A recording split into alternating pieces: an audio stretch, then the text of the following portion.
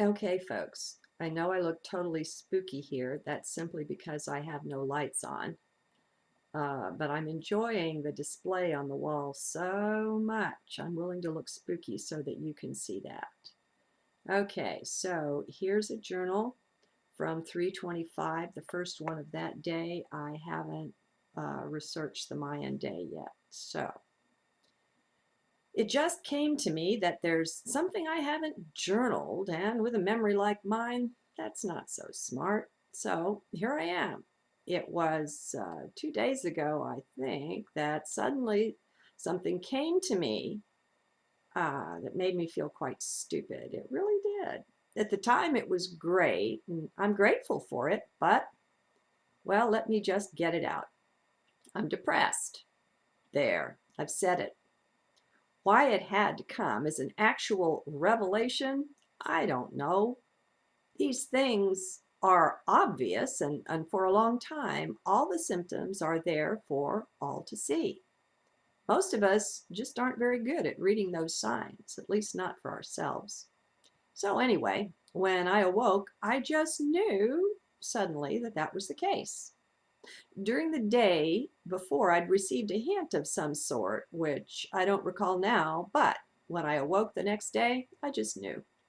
Now, what makes me feel stupid is that about 20 years ago, I was diagnosed with clinical depression and treated for it for a number of years.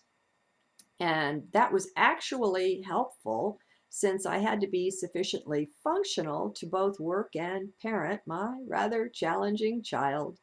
Breaking out in random tears over nothing at all that I knew of just wouldn't fly like it would in my life situation now. Not that that's one of my current symptoms. It isn't. This not being willing or seemingly very able to leave the house for anything, that's a symptom. Anyway, I just wanted to get this down while I thought about it, for if I wait any longer, it'll go just like the little hint I mentioned above, already lost. Things just fade away like that so very easily, at least in this memory. This journaling thing is handy in numerous ways, one of which is as an external memory.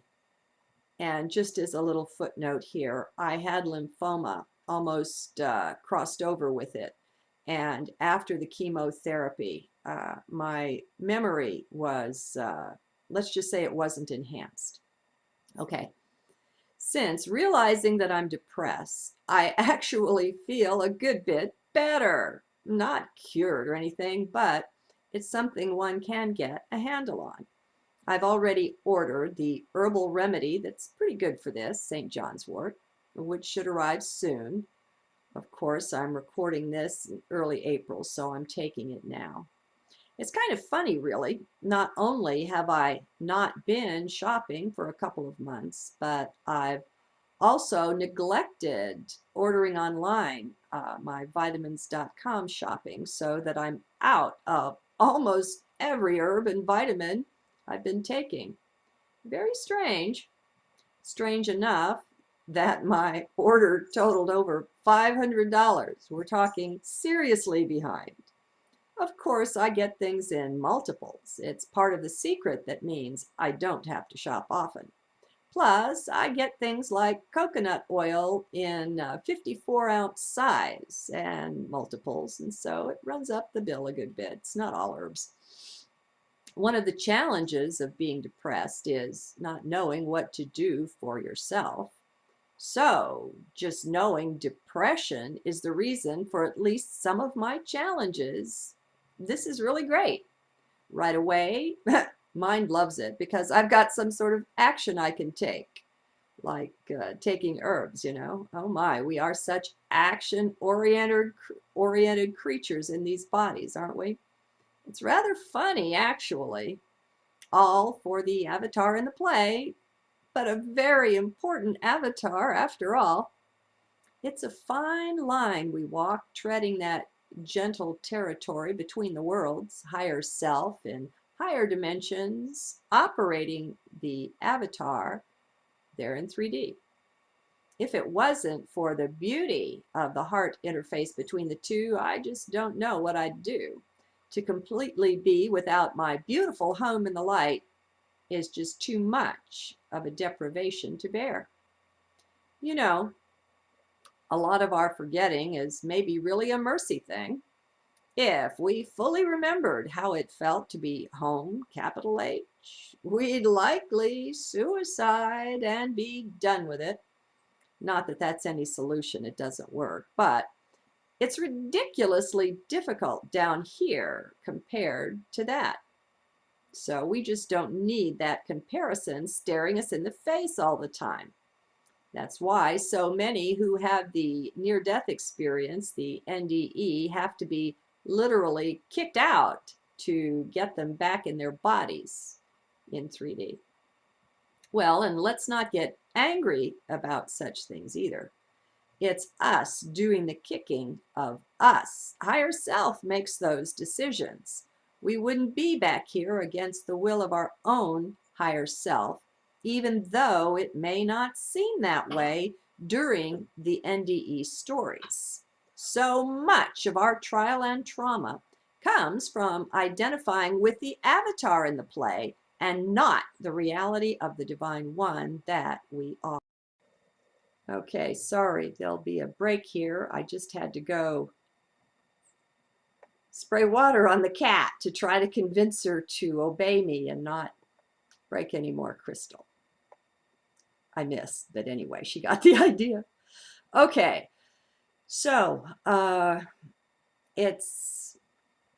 well, let's see. So much of our trial and trauma comes from identifying with the avatar in the play and not the reality of the Divine One that we are. So maybe this is a reminder to yours truly to kick it up another notch and remember once again just who and what I really am. I may not have total conscious connection with that one, but one thing I know beyond doubt, it isn't this body-mind being down here. Oh, but how easy it is to forget. The whole 3D drama so easily pulls us right in. That's when it's so good to know that there's no need, no requirement, not even any advantage in trying to be perfect. That's just not the point of the whole thing. Oh, sure, the religions tend to make it out that way. Be perfect if you want heaven, or it's hell you'll earn, and, give us some money and we'll help you out. Well, my friends, how about writing yourself a little note? Check this out. Write yourself a sticky note that says something like this. Next time I'm deeply in heart, I want to look at the whole heaven-hell thing. Then set it aside. Don't take a chance on going there, on doing that in mind. That doesn't work. It doesn't do you any good, since mind is the culprit, the bad guy in that particular play, falling for such beliefs. Maybe after one of these journal trips, you'll feel good and centered. You'll know the lovely feel of it. And when you do, when you're deeply in heart, take a look at the whole concept of judgment and of hell. I can promise you'll probably laugh at some point. It's so ridiculous when seen with heart vision. There's simply no way, period, that something like that could be anything real in the higher dimensions, and it's not. You'll just know. Oh, friends, this being in heart thing is so totally real. If I could give it to everyone for the next holiday, I would. I'd order up one heavenly, heart-centered experience for each and every man, woman, and child. And even the animals if they like, only the animals don't need it. They're there pretty much all the time. Well, though maybe I can't do that here in 3D, and I bet I could in higher dimensions for those that were willing, still, the more of us that find our way into heart, the more support that provides overall for everyone else to find their way too. It's a very real, energetic support structure we're building without even knowing it. Oh, life is so very beautiful. We just don't know from this limited perspective what an awesomely beautiful thing it really is, and that we really are. Mind can help us by reminding us of such things when we're down. It's not the same, of course, as having the experience as actually being in heart. Still, it just might remind us to recenter within and once again touch bases with home. Heart is that special place where we can actually do that. Get a whiff of the scent of being home, absent the 3D avatar in the play. Oh well. I suppose there are some, like me, who must wonder how it could be that someone who can so easily be in the flow of this beautiful energy as to be able to journal this way could ever be depressed. Well, friends, don't ask me because I really don't know. I just know the truth of it when it comes to me, so I have to admit that. But understand it? I don't. It could have something to do with how very challenging a walk this one is. Just even being in this crazy dimension, it could be so awesomely beautiful, except for those who choose to use their free will to maraud and abuse the rest. There are some beings who seem totally heartless running things. Maybe they are. Still, I suspect they too just forgot. I mean, come on, be fair. Look at what we've forgotten, friends. Let's be real. This is just a crazy dimension for whatever reasons. I'm really ready for merging back into the light like so many of you. I don't want to be near any of those forgetful kind for quite a long stretch, if ever. I've had it with evil for a while. It's quite a puzzle, one that love by itself just won't solve. That much I've learned. Even consistent and unconditional love applied doesn't penetrate such darkness sometimes. I know. So that's fine though. Let's not let it get us down. Let's not forget we're divine. This is really nothing to us. Well, it's something, just nothing like what we think it is while we're here. It gets blown way out of proportion when we're made to forget our true home. And in a way, that's sad, but I swear this wouldn't work any other way that I can see, not with those roughnecks running things.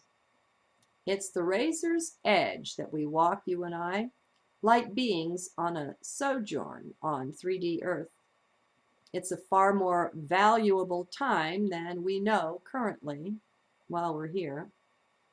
Again, maybe spend some time with my playlist of NDE tales. You'll know what I mean. Let them remind you of home, and they will, beautifully.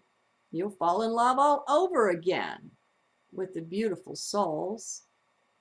Some of them will touch you so deeply it may even bring tears. And these may even be a part of your soul family, or at least someone you know in some embodiment or another. Nothing is accidental down here. Souls need nurturing too. Did you know that? What do you do for your soul to give it a break from this rough and ready atmosphere that's so grating and jarring for something so delicate and lovely as a soul? For me, it's spending time with the NDE tales. That takes me back. It's seldom I'm not moved deeply by one story or another, or by the turn of a phrase. If you're in heart when you listen, well, that's the trick, you know. Don't expect mind to be able to pick up on this stuff. Not happening. Be in heart. Come from strength. Listen with your heart. Some of our souls are so traumatized by living here that they've gone into retreat. Still, if you set things up nicely to immerse yourself in listening to at least an hour or more of these stories, or some beautiful uplifting music, or whatever rings your chimes, and not go to something jarring afterward, your soul may come out and play a bit. It seems to me that souls can be traumatized just like the inner child thing, where when we're abused in childhood, it can leave terrible, long-lasting scars. We can have a very young portion of us that never gets over things, never grows up due to the wounding with no one to help out, to be kind and gentle and understanding. And that includes us. We shut it down. We don't want to listen to the pain. So often, understanding and a gentle touch may be all that's needed to heal a deep wound. Just let someone talk. Yet, how gentle are we with our very own self? Not very gentle at all. That's the answer for almost all of us. We weren't trained to be gentle or even to know about the ability of parts of us to get wounded and scarred. Inner child or soul, emotions or mind, there are so many aspects of our being that go around carrying hidden scars. My suggestion to me and to all of us is to look to the self more gently, even with tenderness. Let's be better at loving and nurturing our very own self. To heck with others, my friends. They will do what they want to do anyway, and you're not in charge of that. You're not qualified to be. You didn't walk their walk, so you simply don't know what is best for anyone else. Let's stick to the self and be wise. Self-knowledge is the very best kind. It leads to awakening faster than any other kind anyway. Let's go for that. Besides, the very God lives in the inner kingdom each one of us has and carries within. As we quieten down and go within more, we're bound to run into that one. Those are very special encounters for sure. They're the best reminder that we too are divine. When Source looks at you, that's what she sees. You as divine. You as just she and just he. Only one. It's a mirror, you see? It's really magical, for there's nothing more beautiful, more stunningly awesome than Source. Just to know we walk around carrying an altar of sorts right within is something worthy of meditation. Life is much more beautiful than we know, but we could take some time in contemplation of it. We might even be shown just a bit of it. Well, those are precious moments indeed.